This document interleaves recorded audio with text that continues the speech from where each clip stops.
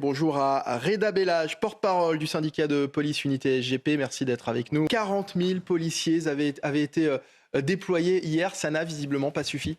Oui, parce on fait face à une nouvelle délinquance un peu générationnelle, une banalisation de la violence qui nous suit depuis maintenant pas mal d'années, qu'on dénonce d'ailleurs souvent sur votre plateau.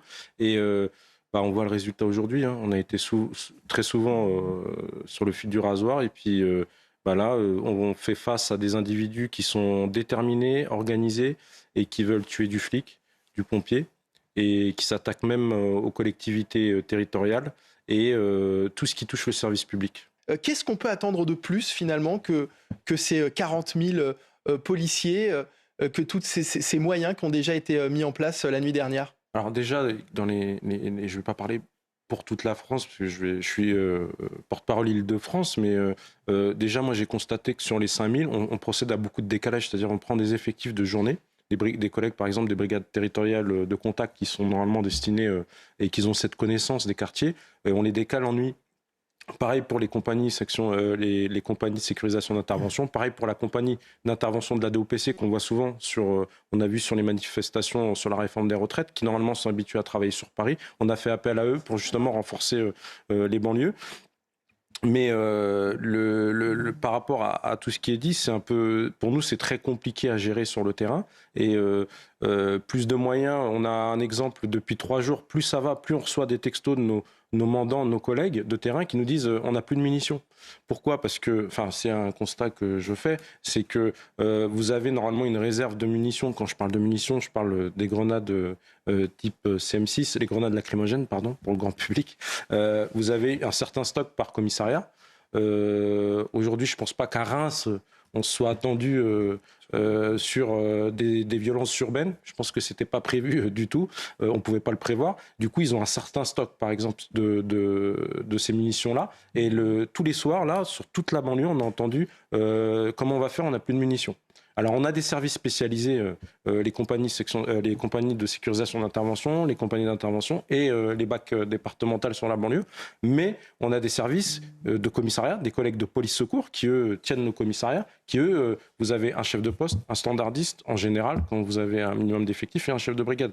Eux, ils n'ont pas beaucoup de munitions pour défendre la position, on est obligé de parler comme ça. Et c'est déjà, j'espère qu'il va y avoir un réassort et qu'il va y avoir un équipement, parce que là, je pense qu'on est vraiment au bout. On recevait dans la fin de matinée cette nuit, beaucoup de textos de nos collègues disaient comment on va faire, on n'a plus de munitions et c'était très très compliqué. Donc ça peut faire partie des mesures. Ces mesures supplémentaires, est-ce qu'elles peuvent arranger les choses? Est-ce qu'elles peuvent servir?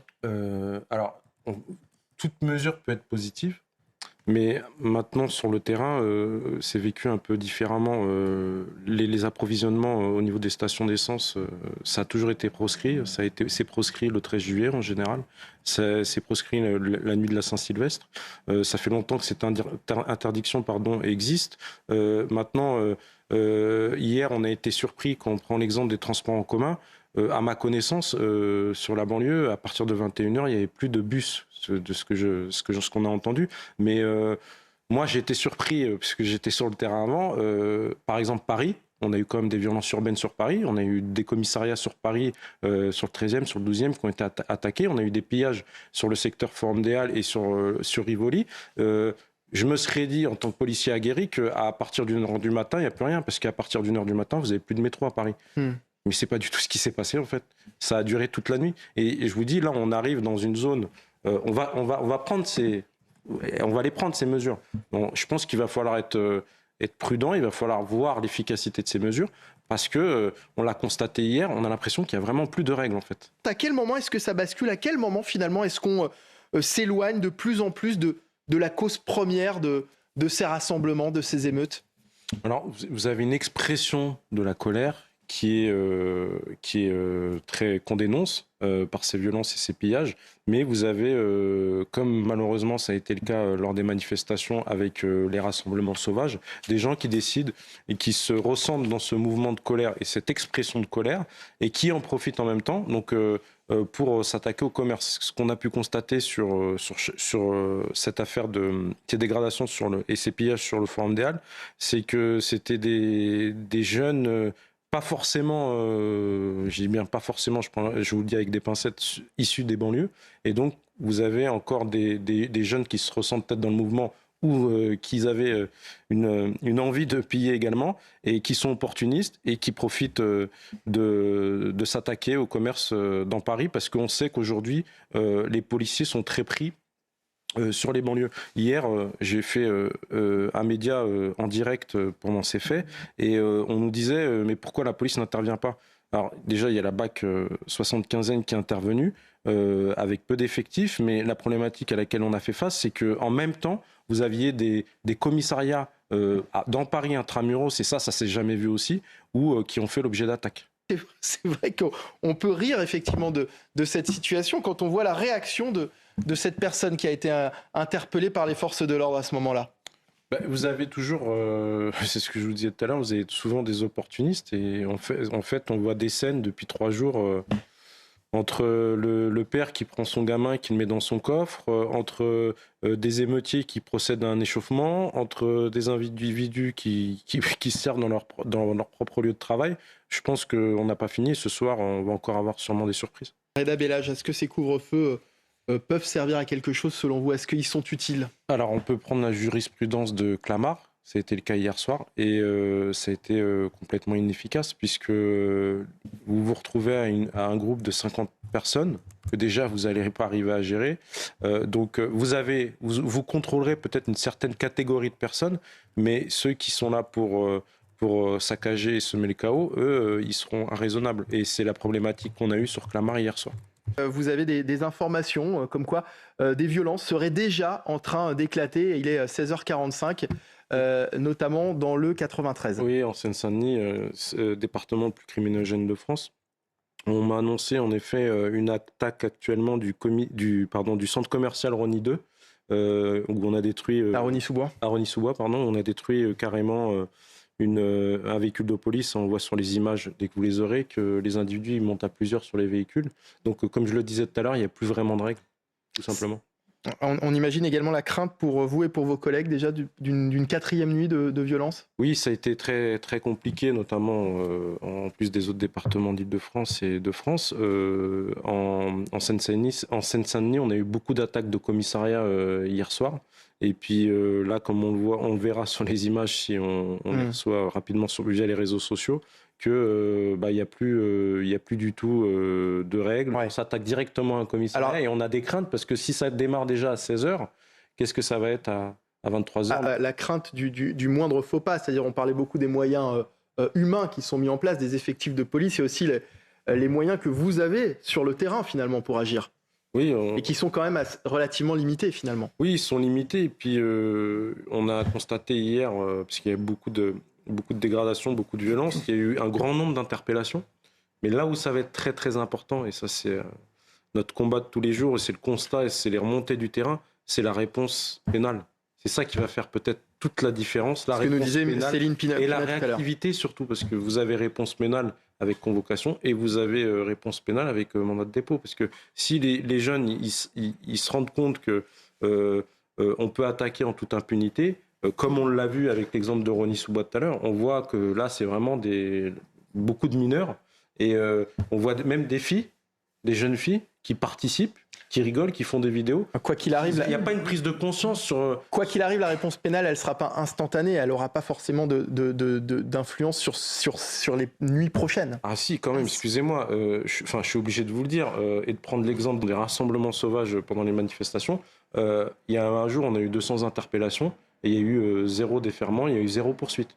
Donc là, vous vous rendez compte que... Le message envoyé, 600, évidemment... Si jamais vous en avez... on ne peut pas préjuger, on va savoir sûrement dans la journée, mais ça va être très important. Il y a un message qui va être envoyé aux délinquants, et il y a un message qui va être envoyé aux forces de l'ordre. Est-ce que vous avez des consignes particulières pour ce soir, Reda? Écoutez, déjà, je vous parlais tout à l'heure du décalage des collègues de journée vers la nuit, mais là, comment on va faire? En fait, on va faire des collègues qui vont travailler H24, ça va être compliqué, je ne vois pas du tout comment on va pouvoir s'en sortir, à part, comme je disais, nous ravitailler en munitions pour pouvoir déjouer les attaques contre les édifices publics et les commissariats et les services de police municipale. Et puis, Et puis du coup, on va essayer de gérer comme on peut, tout simplement. Ça a été très difficile pour vos collègues. Hein. Oui, on ne s'attendait pas.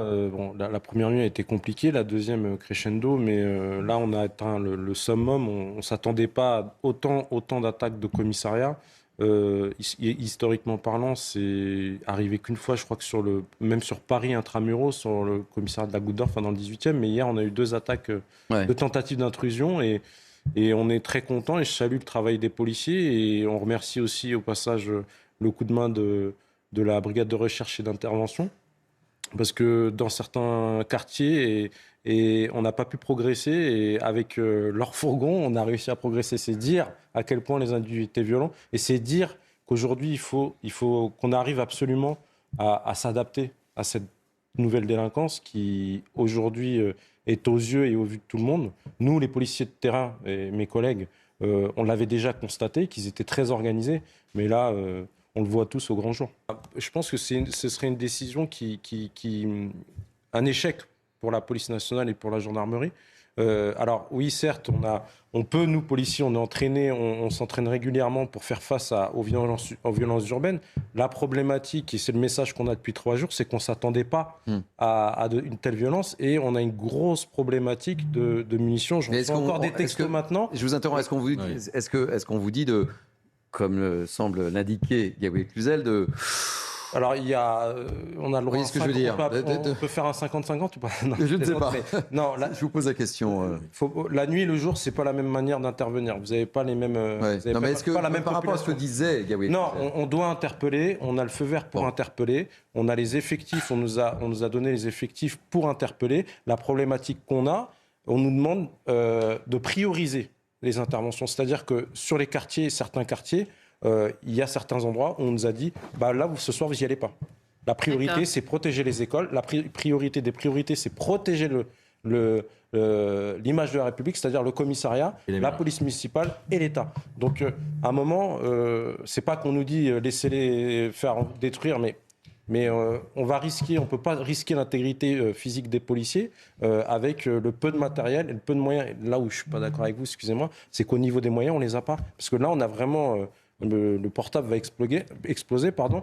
Il y a un manque de munitions. Il y a eu aussi, vous l'évoquiez, les manques de munitions, etc. Oui, mais c'est un sujet les gens ne se rendent pas compte, en fait. C'est un sujet qui est super important. Parce que si vous n'avez pas ces munitions-là et que les individus y rentrent, on va basculer encore sur un drame. Parce que si vous avez 50 individus qui rentrent dans un commissariat et que vous n'avez pas de munitions pour les aider, parce que ce n'est pas avec notre bâton de défense télescopique qu'on va arriver à les repousser.